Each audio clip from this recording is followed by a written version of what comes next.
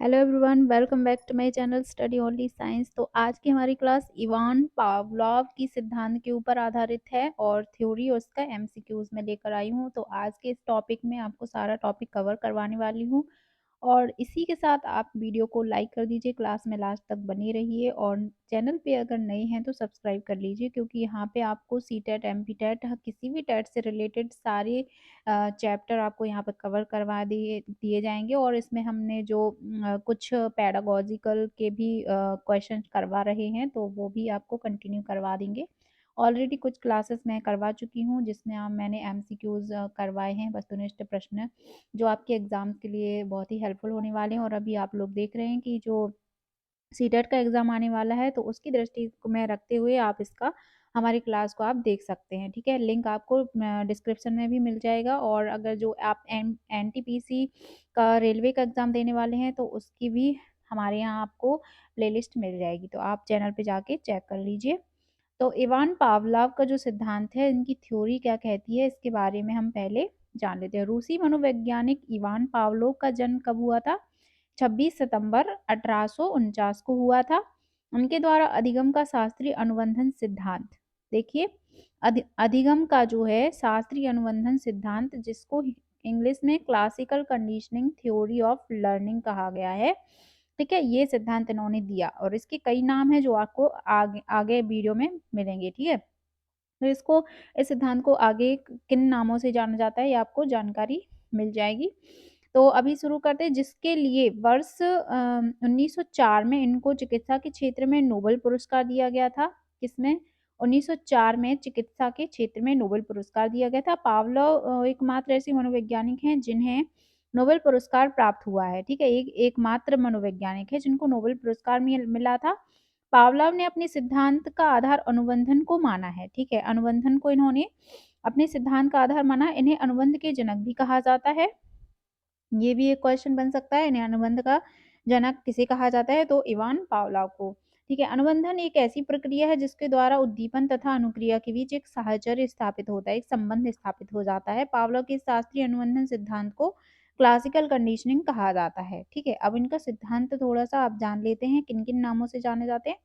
तो इस सिद्धांत को अन्य नामों से जाना जाता है जो इस प्रकार से है: शास्त्रीय अनुबंधन का सिद्धांत, प्रिंसिपल ऑफ क्लासिकल कॉन्ट्रैक्टिंग।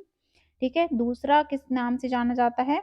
अनुकूलित अनुक्रिया का सिद्धांत, प्रिंसिपल ऑफ ऑप्टिमाइज्ड रिस्पॉन्स। ठीक है, तीसरा जाना जाता है प्राचीन अनुबंधन प्रतिक्रिया का सिद्धांत। ठीक है, प्राचीन अनुबंधन या प्रतिक्रिया का सिद्धांत, ancient contract theory of reaction. ठीक है, ये तीसरा हो गया। चौथा जाना जाता है प्राचीन अनुबंधन प्रतिक्रिया का सिद्धांत, इसी को बोलते हैं। ठीक है, ये दोबारा सॉरी, इसको क्या बोलते हैं, रिवाइज कर दिया गया है यहाँ पे, तो इसको आप छोड़ दीजिए। चौथा है हमारा संबंध प्रत्यावर्तन का सिद्धांत, प्रिंसिपल ऑफ रिपीटेड रिपीटेशन। ठीक है, तो इसका ये हो जाएगा। और पांचवा किस नाम से जाना जाता है? अनुबंधित अनुक्रिया प्रतिक्रिया का सिद्धांत, तो थ्योरी ऑफ कॉन्ट्रैक्टेड रिस्पॉन्स। ठीक है, पांचवा ये हो गया। चौथा जो है छठवा है अनुबंधित प्रतिवर्त का सिद्धांत, तो ये वाला हमारा छठवा इसका नाम हो गया, थ्योरी ऑफ कॉन्ट्रैक्टेड रिफ्लेक्स। सातवां है पुरातन अनुबंधन का सिद्धांत, प्रिंसिपल ऑफ आर्कैइक कॉन्ट्रैक्टिंग। ठीक है, तो ये हो गया सातवां। और 8 नामों से टोटल जाना जाता है सहज क्रिया का सिद्धांत। ठीक है, तो यहाँ पे 8 नामों का यहाँ पे वर्णन किया गया है कि 8 नामों से एक ही सिद्धांत को जाना जाता है, तो आपको ये 8 नाम याद रखना है बिल्कुल, क्योंकि किसी भी नाम से पावलोव का सिद्धांत पूछा जा सकता है। तो अब देखिए, पावलोव का सिद्धांत वैसे तो हम आपको ऊपर बता चुके हैं, पर इसका एक बार और रिपीट कर लेते हैं कि पावलोव ने क्या सिद्धांत दिया है। तो पावलोव के अनुसार अस्वाभाविक उद्दीपक, ठीक है, के प्रति स्वाभाविक उद्दीपक, जिसको इंग्लिश समझ में आती है इंग्लिश में पढ़ लें, कंडीशनल स्टिमुलस या बेल। ठीक है, तो अस्वाभाविक उद्दीपक के प्रति स्वाभाविक उद्दीपक, ठीक है, के समान होने वाली अनुक्रिया को अनुकूलित अनुक्रिया कहा जाता है।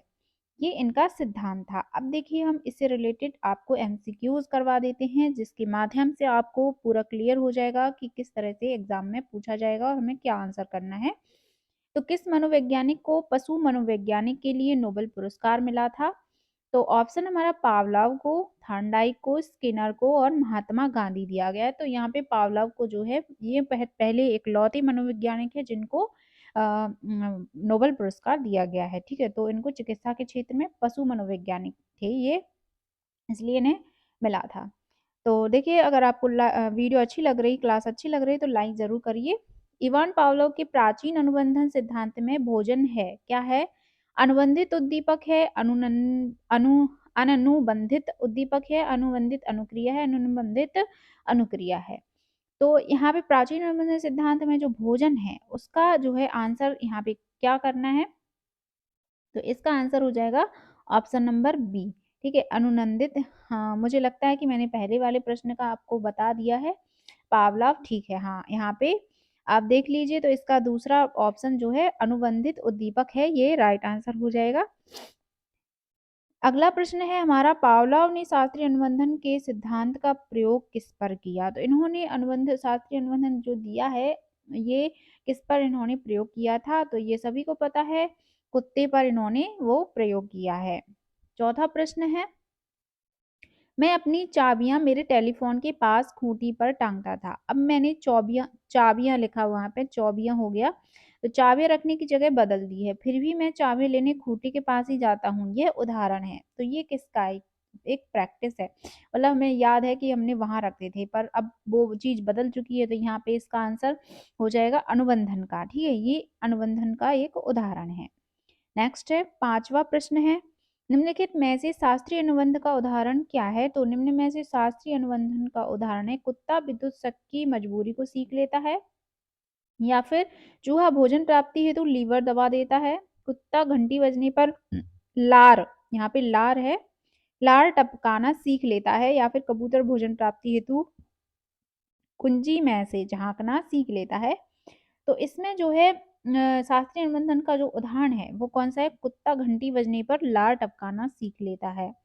नेक्स्ट है, छठा प्रश्न है हमारा, पावलोव के क्लासिकल अनुबंधन सिद्धांत हेतु कौन सा कथन सही है? तो ऑप्शन पढ़ लेते हैं। पहली, स्वाभाविक उद्दीपक के प्रति स्वाभाविक अनुक्रिया, या स्वाभाविक अनुक्रिया के प्रति अस्वाभाविक अनुक्रिया, या स्वाभाविक उद्दीपक के प्रति अस्वाभाविक अनुक्रिया, या फिर अस्वाभाविक उद्दीपक के प्रति स्वाभाविक अनुक्रिया। तो ये थोड़ा-सा आपको समझने के लिए दिए गए हैं, थोड़ा आप समझिए और इसका आंसर करिए कि पावलोव के क्लासिकल अनुबंधन सिद्धांत में एक्चुअली होता क्या है? तो इसके अनुसार होता है कि स्वाभाविक उद्दीपक के प्रति, जो स्वाभाविक है, उसके प्रति स्वाभाविक अनुक्रिया, ठीक है? स्वाभाविक और स्वाभाविक दोनों ही होना चाहिए, उद्दीपक और अनुक्रिया भी, ठीक है? तो ये इसका अनुबंधन सिद्धांत का एक कथन है। नेक्स्ट है, सीखने के एस आर, ठीक है, ये एस आर क्या है? सिद्धांत की निम्न में से कौन सी उपयोगिता है? वही उद्दीपक और अनुक्रिया। तो इसका जो एस आर सिद्धांत में निम्न में से कौन सी उपयोगिता है? तो ऑप्शन है हमारे सामने, मंद बुद्धि बालकों को पढ़ाने में सहायक, गंभीर चिंतन वाले विषयों के अध्ययन में उपयोगी, या बालकों में अच्छी आदतों के निर्माण में सहायक, या उपर्युक्त सभी। तो देखिए, जो एस आर सिद्धांत है वो थ्योरी से इन तीनों ऑप्शन के लिए बिल्कुल उपयुक्त है, तो यहाँ पे सभी आंसर राइट हो जाएगा, उपर्युक्त सभी। आठवां प्रश्न देखते हैं, पावलोव के अनुबंधन प्रयोग में केवल ध्वनि के उपस्थित करने पर होने वाली अनुक्रिया को क्या कहते हैं? तो यहाँ पे क्या कहेंगे? अनानुबंधित अनुक्रिया, या अनुबंधित अनुक्रिया, या अव्यक्त अनुक्रिया, अदृश्य अनुक्रिया। तो यहाँ पे जो अनुबंधन प्रयोग में केवल ध्वनि जो उपस्थित हो रही है उसके बाद होने वाली जो अनुक्रिया है उसको क्या कहा जा रहा है? अनुबंधित अनुक्रिया। तो ये हमारा बी ऑप्शन राइट हो जाएगा।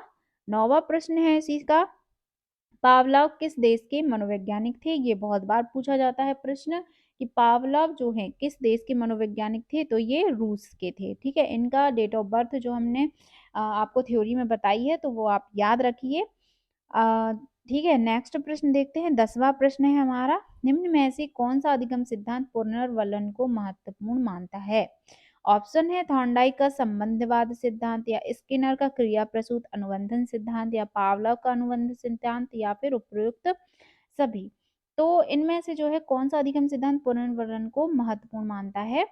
पुनर्वलन को। ठीक है, तो यहाँ पे ये तीनों पुनर्वलन को महत्वपूर्ण मानते हैं। तो ये उपर्युक्त सभी हमारा राइट आंसर हो जाएगा। तो पावलोव के थ्योरी से रिलेटेड ये थे कुछ महत्वपूर्ण प्रश्न जो एग्ज़ाम में बहुत बार पूछे जा चुके हैं। तो आप लोगों के लिए मैं ये क्लास लेकर आई थी और बाकी आपको जो है एक मैराथन क्लास कराऊँगी या फिर आपको बिना मैराथन के भी बहुत सारे क्वेश्चन मुझे कवर कराने हैं और जो क्या बोलते कथन है, ठीक है? किसने क्या कहा है, तो उन सभी मनोवैज्ञानिक के कथन की एक मैं क्लास लेकर आने वाली हूँ। तो हमारे साथ बने रहिए, जुड़े रहिए इसी तरह, हमें प्यार देती रहिए और वीडियो लाइक करते रहिए, शेयर करते रहिए हमारे साथ इसी तरह बने रहिए। मिलते हैं नेक्स्ट टॉपिक में, तब तक के लिए सभी को गुड नाइट, टेक केयर।